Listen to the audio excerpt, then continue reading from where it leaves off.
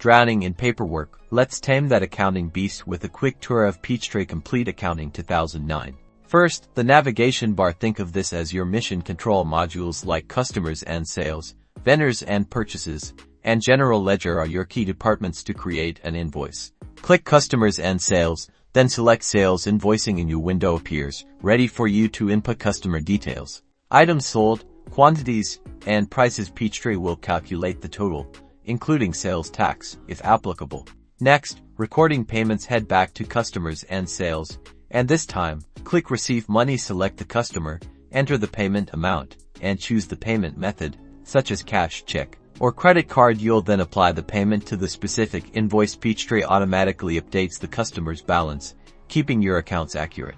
Now, for the dreaded bank reconciliation, go to Banking and click Reconcile Bank Account. Enter your bank statement, ending balance, and date. Peachtree will display all cleared and uncleared transactions. Check off each transaction that matches your bank statement. If the difference between your cleared balance and the bank statement balance is 0, congratulations, you've reconciled. Finally, let's generate some reports. Click Reports, then Financial Statements. Here, you'll find pre-built reports like the balance sheet, income statement, and cash flow statement. Customize the date ranges and other options to get the exact information you need to understand your business's financial health. And that's your whirlwind tour of Peachtree Complete Accounting 2009 Basics.